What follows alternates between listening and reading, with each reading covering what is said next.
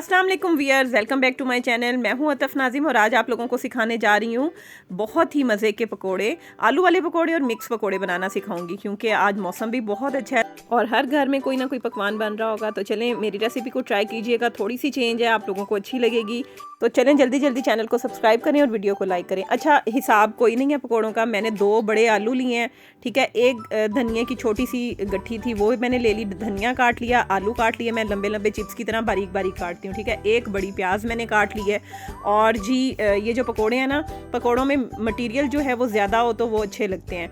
तो अब मैंने मिक्सिंग जो है वो बेसन की जैसे करनी है वो आपको बताऊंगी। अब मैंने 1 टीस्पून इसमें नमक ऐड किया है, 1 टीस्पून इसमें ज़ीरा डाल लिया है, ठीक है ना। और मैंने साबुत कुटी हुई लाल मिर्चें इसमें डाली हैं। कुटी हुई लाल मिर्चें आपके पकोड़ों को बहुत अच्छा टेस्ट देती हैं। अगर आप लोग लवर हैं पालक के तो आप पालक डाल लें, वैसे मुझे इतनी अच्छी लगती नहीं है, धनिया बहुत अच्छा लगता है। अच्छा जी, पिसी हुई लाल मिर्चें मैंने 1/2 टीस्पून इसमें ऐड कर ली हैं। तो ये हो गए जी इसके ड्राई इंग्रेडिएंट।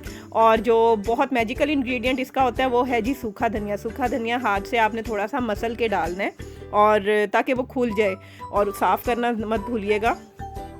अच्छा जी, ये इंग्रेडिएंट हो गए। अब मैं डायरेक्ट इसमें बेसन डाल रही हूँ। मैंने एक दफ़ा पकोड़े आप लोगों को पहले भी बनाना सिखाए थे, जो मरी वाली मेरी वीडियो थी और दूसरे चैनल पे है वो, तो उसमें मैंने आप लोगों को दिखाया था कि बेसन ऊपर से डाल के पकोड़े कैसे बनाते हैं। अच्छा जी, बेसन मैंने अभी थोड़ा डाला है, तकरीबन हाफ कप ऐड किया, और साथ मैंने 1 टीस्पून इसमें चाट मसाला ऐड किया। चाट मसाला पकोड़ों को बहुत अच्छा सा टेस्ट देता है, एक दफ़ा ट्राई कीजिएगा। अभी मैंने पानी बिल्कुल नहीं डाला, सिर्फ खुश्क बेसन डाल रही हूँ। अच्छा, आपने बेसन इतना डालना है कि आपका जो मटीरियल है, आपका जो मसाला है वो उस पर अच्छे तरीके से बेसन लग जाए, बेसन अलग अलग ना नज़र आए, अच्छे तरीके से उसके ऊपर लग जाए। देखिए जब इस कंडीशन में आ जाए, अब मैंने पानी का हल्का सा छट्टा लगाया है और लगा के मिक्स कर रही हूँ, ठीक है ना। अगर आपको लगे कि बेसन कम है तो आप बेसन और डाल सकते हैं, लेकिन पहले मिक्सिंग करनी है, फिर आपको समझ आएगी। साथ साथ देखते जाएँ तो आपको ये ट्रिक ईजी समझ आ जाएगा। और इस तरह आप बहुत जल्दी पकोड़ों का मसाला जो है वो बना के और तैयार भी कर लेते हैं और फ्राई भी कर लेते हैं। अच्छा, मुझे लगा कि बेसन कम है क्योंकि अभी आप देखें कि मेरा जो मसाला है, जो आलू सब्ज़ी है, वो अलग अलग दिख रही थी, तो इनको आपस में जुड़ा हुआ होना चाहिए, इतना बेसन इसमें होना चाहिए। तो मैंने थोड़ा सा और बेसन डाला, अब पानी डाल रही हूँ और थोड़ी सी मिक्सिंग कर रही हूँ। तो जैसे ही वो टेक्सचर बन जाएगा कि सब्ज़ी में हल्का हल्का सा पेस्ट बन जाएगा बेसन का, तो हम फिर इसको रोक देंगे। अब देखें कि जी ये कंडीशन है, ठीक है ना। इस कंडीशन पे आप देखें कि पकोड़े जब फ्राई होंगे तो बहुत अच्छे फ्राई होंगे और जुड़े हुए, और बेसन कम रहेगा और मसाला ज़्यादा रहेगा। पकोड़े बाज़ार में जब आप लोगों को आप ले के खाते हैं तो आप लोग देखते होंगे कि उसमें बेसन जो है वो बहुत कम होता है, मसाला बहुत ज़्यादा होता है और क्रिस्पी क्रिस्पी होते हैं। उनका यही ट्रिक होता है, ठीक है ना। अब कढ़ाई में मैंने ऑयल डाल लिया और उसको गर्म कर लिया है। मीडियम फ्लेम पे गर्म करना है और उसमें आपने हाथ से चाहे डालें चाहे स्पून से डालें, ये पकोड़े डाल का मिक्सचर डाल के आपने फ्राई कर लेना है। अच्छा, 5 मिनट ना मैंने मिक्स करने के बाद पकोड़ों का मिक्सचर रखा था, उसके बाद मैंने फ्राइंग स्टार्ट की है। तो स्लो फ्लेम पे आपने फ्राइंग स्टार्ट कर लेनी है और गोल्डन ब्राउन होने तक आपने फ्राई करना है। अच्छा, स्लो फ्लेम पे जब आप पकोड़ों को फ्राई करते हैं तो बहुत अच्छे और क्रिस्पी बनते हैं, और बेसन कम हो और मसाला ज़्यादा हो। अच्छा, बेसन इतना कम भी नहीं डालना कि मसाला ही सारा नरम नरम बन जाए और वो बिखरे बिखरे से पकोड़े बने। इतना होना चाहिए कि पकोड़े आपके जो हैं वो जुड़े जुड़े से बने।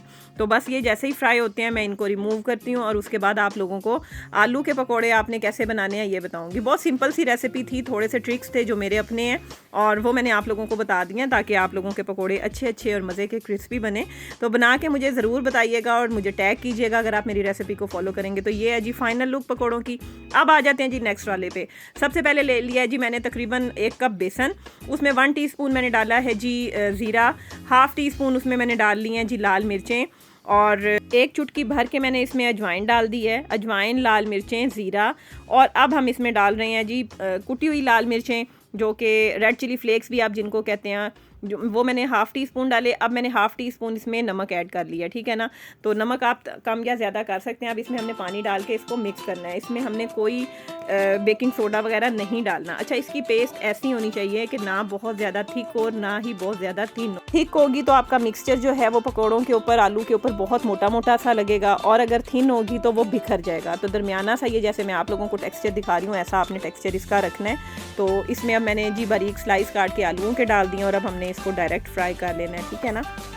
बारी बारी आपने एक एक करके डालने हैं, इकट्ठे नहीं डालने हैं, और इनको भी आपने मीडियम फ्लेम पे फ्राई करना है। और ये फ्राई होके बहुत अच्छे क्रिस्पी मज़े के बनते हैं। और ये पकोड़े अगर गरम गरम खा लें तो ही अच्छे लगते हैं, अगर इनको रख दिया जाए तो ये थोड़े नरम हो जाते हैं, फिर इतने टेस्टी नहीं लगते। तो देखें जी, फ्राई होने के बाद ये कंडीशन है इनकी। तो बस अब मैं इनको डिश आउट करने लगी हूँ। तो जो मेरे पहले वाले पकोड़े थे वो भी आपके सामने हैं। देखें मिक्स पकोड़ों का टेक्सचर कितना अच्छा है, कितनी खूबसूरत शक्ल इनकी निखर के सामने आई है कि खाने को दिल कर रहा है। मैं तो खाने लगी हूँ, आप लोग भी ट्राई करें। कल भी बादल हैं, आज भी बादल हैं और परसों भी बादल ही रहेंगे, और अगर बादल ना भी हों तो पकोड़ों का कोई सीज़न नहीं है। तो उम्मीद करती हूँ कि आज की रेसिपी आप लोगों को अच्छी लगी होगी और आप लोग ज़रूर ट्राई करेंगे। और पकोड़े ऐसी चीज़ है जो हर घर में बनते हैं, तो चलें जी आप लोग भी बनाएं और बना के मुझे बताएं आप लोगों को कैसी लगी। आपसे मिलूंगी नेक्स्ट वीडियो में। टिल देन अल्लाह हाफिज़।